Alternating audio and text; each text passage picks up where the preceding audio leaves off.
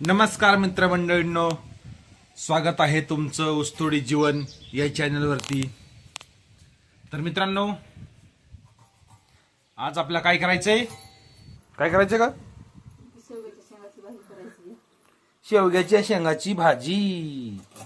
आता ऊस तोडायचा झाला बंद. कधी गोष्ट सांगत जाईल, कधी भाजीपाल्याची व्हिडिओ टाकत जाईल.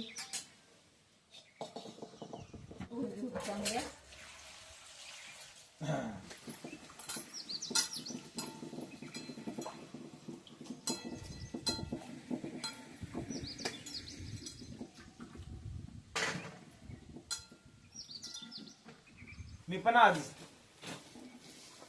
तुम्हाला एक स्वयंपाक करता करता गोष्ट सांगतो. स्वयंपाक तर काय तुम्ही करता, आम्ही करतो, आणि रोज एक नमुन्याचा स्वयंपाक नेमका दाखवायचा तरी कुठला. त्याच्यासाठी स्वयंपाक बनवीत तुम्हाला एक मजेशीर गोष्ट सांगतो. मित्रांनो, एक अरण्य वन असतं आणि त्या वनात साधू तप करीत बसत असते एका मोठ्या झाडाखाली. आणि त्याच झाडावर एक कावळा बसलेला असतो. तो कावळा त्या झाडावर बसून रडायला लागला आणि एक डोळ्याच्या पाण्याचा थेंब त्या साधूच्या अंगावर पडला. साधूला वाटलं पाऊस नाही, काही नाही, हा माझ्या अंगावर थेंब पडला कुठून. वर पाहितलं तर कावळा. साधूंनी कावळ्याला विचारलं, नेमका तू रडतोस का? तो म्हणला, माझं काय जीवन आहे, मी दिसायला काळा झर, मी जर कोणाच्या घरावर बसलो तर लोक मला दगड मारतेत, कुणी मला पाळीत नाही, कुणी दिसला की खडे मारतेत, काय माझं जीवन आहे. साधू म्हणले, तू तुझ्या जीवनात खुश नाही? नाही. मग तुला काय बनावं वाटतंय? मग त्यानं डोक्यात आणलं, पाण्यावरील बदक. मला काय मजा आहे, पांढरा शुभ्र रंग, राहायचं पाण्यात, लोक फोटो काढतात, मला बदक व्हायचंय म्हणला. तुम्ही कराल माझं बदक? साधू म्हणले, करतो, पण तुला एकदा त्या बदकाला भेटून चर्चा करून यावं लागेल. मग कावळा गेला बदकाकडे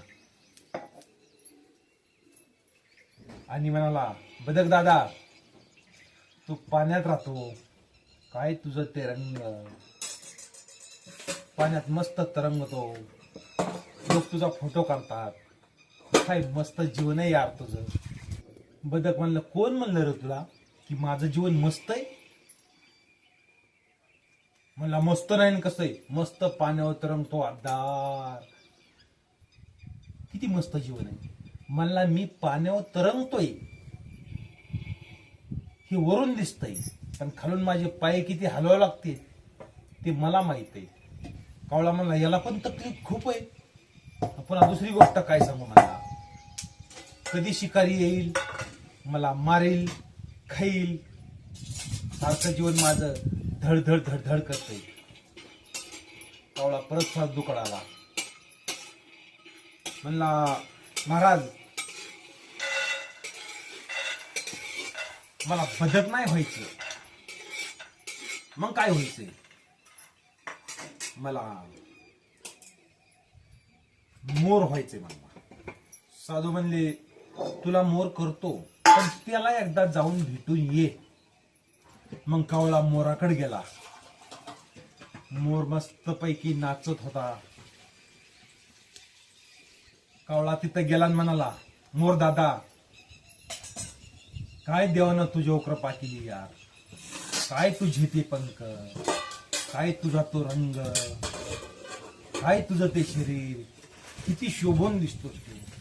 म्हणला, ही तर सगळ्यात मोठी माझ्या जीवनामधली समस्या आहे. म्हणला, इतकं काही सुंदर असताना सुद्धा तुझ्या जीवनात समस्या? हो, कशाची? अरे काय सांगू तुला, माझे पंख खिचण्यासाठी वडण्यासाठी शिकारी टपून राहते. कुठला लांडगा येईन, कोहला येईन, मला कधी खाईल, याच्यामुळे मी चरत असताना सुद्धा मला भोवताली सारखं बघावं लागते. एक घास खायचा, भोवताली बघायचं कोण आलंय का. जर बिनगोरवानी खायला लागलं तर मात्र माझा जीव जाऊ शकतो. कावळा म्हणला, तुझं पण जीवन वाईटच आहे यार. मग कावळ्यानं विचार केला, आता नेमकं बनू काय. बदक पसंत नाही, मोर पसंत नाही, आता नेमकं बनावं काय. कावळ्यानं विचार केला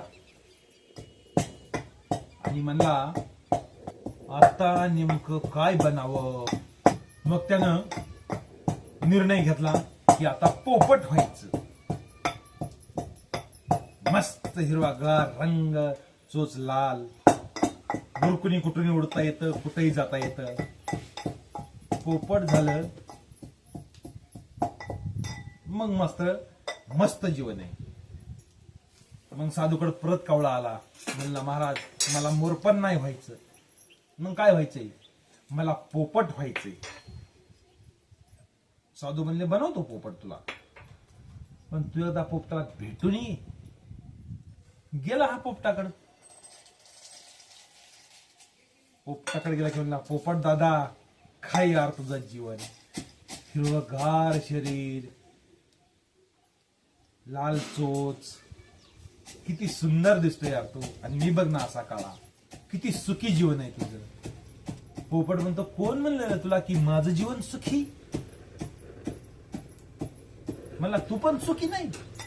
नाही रे, कसा काय. अरे मला खाण्यासाठी किती किती हिंडावा लागतंय. माझ्या आवडीचं म्हणलं तर पेरू, आंबे असले ह्या जंगलात मला सापडतही नाही. आणि जर समजा पेरूच्या बागेत गेलं, खायला लागलं, तर तिथं कोण मला धरून नेऊन पिंजऱ्यात टाकील आणि त्या एवढ्या एवढ्या पिंजऱ्यामध्ये अख्खं जीवन माझं जाईल, याची मला सदा दगदग वाटते रे. एक घास खाऊन मला पण भोवताली बघावं लागतं. तुझं किती चांगलं आहे म्हणला, तू कुठेही बसू शकतोस, काहीही खाऊ शकतोस, तुला कोणी नेत नाही, तू सुखी आहे. कावळा म्हणला, खरे मी जरी दिसाय काळा असलो तरी मला खायची प्यायची कोणी न्यायची भीती नाही. आणि हे दिसायला सुंदर आहेत, यांना कोणी न्यायची मारायची भीती. तर मित्रांनो, बऱ्याच दिवसांनी आज गोष्ट सांगितली तुम्हाला.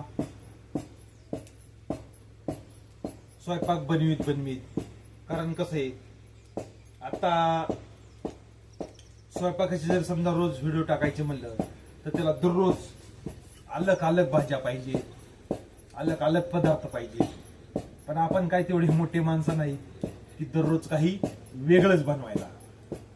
मी एक ऊसतोड कामगार आहे, हे तुम्हाला सर्वांना माहित आहे. त्याच्यासाठी व्हिडिओ बनवायचा पण छंद आहे, म्हणून आपला बनवतो. त्यातून तुम्ही पण आपल्या चॅनलला सबस्क्राईब करत जा. सांगा जा की तुम्ही.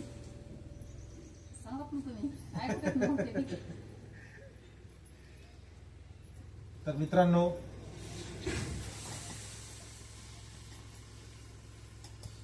आता झाले शेंगदाणे कुठून. झाली का तुमची गोष्ट सांगायची. हो झाली. आता तो काल नव्हतं बघ. आता माझी भाजी काढवायची. कळव.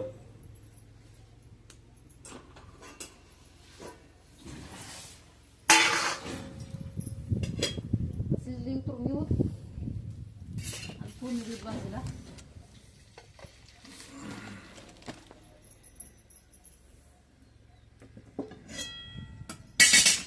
तापली, तेल ओतून घ्यायचंय.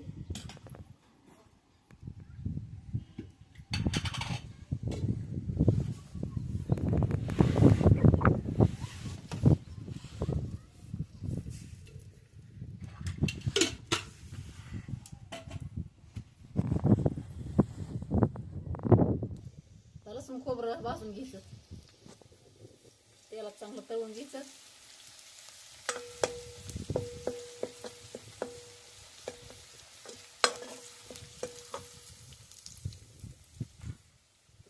भाजून एक झालं की वाटून ते टाकायचं.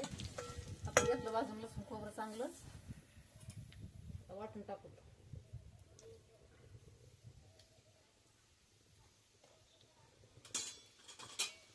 मसाला आता हलवून चांगलं भाजलं की दूध ओतून घे.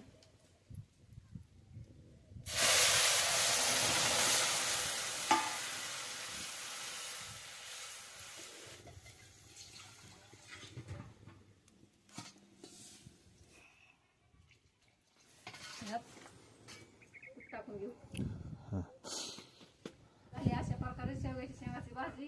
आता 10 मिनिटं उकळू द्यायची आणि उतरून घ्यायची. हा तर मित्रांनो, स्वयंपाक बनवीत एक मज्जा के साथ गोष्ट सांगितली तुम्हाला. कारण कसं आहे, कुणी कुणाकडे पाहून मनाला वाईट वाटून घ्यायचं नाही. कुणी गरीब असेल तर त्या घरी माणसं चांगली असतात. कुणी श्रीमंत असेल त्याच्या घरी साखरेचे पोते असतील पण बिना साखरेचा चहा प्यावा लागतो. काहीला पैसे वाचून खायला मिळत नाही, काहीला सगळं असून खायचं नाही. ही एक तुम्हाला मज्जे के साथ गोष्ट सांगितली. कारण काहीतरी मनोरंजन असायला हवं. ज्या टायमाला ऊसतोडणी चालू होती त्या टायमाला मस्त चालत होतं कामाचे व्हिडिओ. काम इतकं असताना सुद्धा बनवित होतो. पण आता इथं काम बी नाहीत म्हणायचं. आपलं करतो मनोरंजन. तुम्ही पण लाईक करीत जा, पण कृपया मराठीमधून तुमचं नाव टाकीत जा. भेटू दे त्याला. आता उकळी भाजी शिजली चांगली, तर उतरून घेऊ. हा, आता ह्याच्या बरोबर खायला काय करते? आता भाकरी करते.